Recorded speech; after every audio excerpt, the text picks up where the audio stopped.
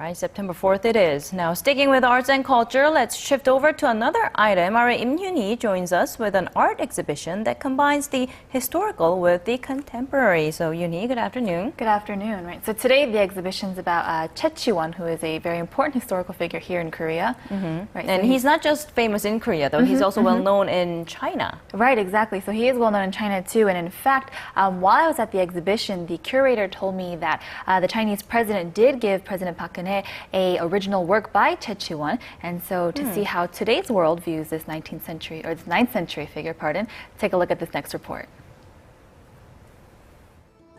A historical figure from the Silla Dynasty, sometimes referred to as the Lone Cloud. Choe Chiwon is regarded as one of Korea's cultural heroes. As a scholar, writer, and spiritual sage, the story of Choe Chiwon is a colorful one, and it's illustrated by the many artists in this exhibition. An exhibition that uses a blend of the traditional and the contemporary to revive this ancient character. This exhibition features 40 contemporary artists and around 140 various portrayals of Choe Chiwon. Choe Chiwon was born in the year 857 in a unified Silla Dynasty. And at the young age of 12, he was sent to China to study. He soared through the school rankings and even passed the highest of China's civil service exams, later serving as a local government official. He was recognized through China for his scholarly achievements and mastery of words. And upon his return to Korea, he was eager to spark reform in the now crumbling Silla Dynasty.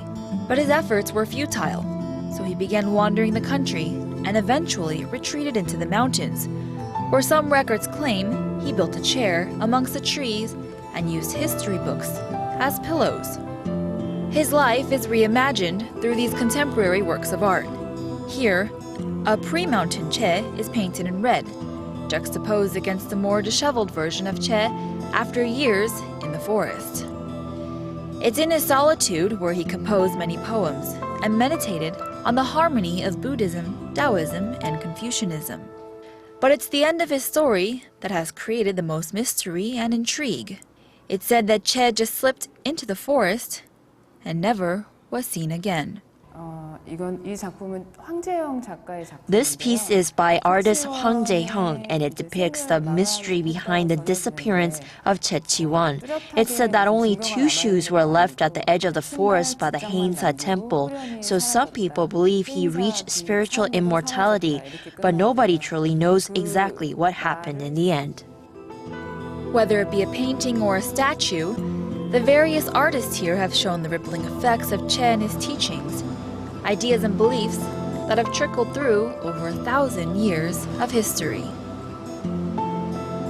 So it's a good way to get to know Choe Chiwon better in a way. And you said there's also an activity for people to get involved in the exhibition. Right. So for those looking for a more comprehensive, experience, you can go there every Saturday at 5 p.m. They are offering, they call it a performance. And so they actually have a room set aside with a video of a dancer that you can follow along with. They offer tea there, along with a calligraphy artist and a gyeogun performer on the side, which is a traditional Korean instrument. So you can go there and dance to the music and sip tea, a very relaxing way to spend, your Saturday afternoon for those interested. Right. I mean, it sounds like a good way for the public to get to know older historical characters better.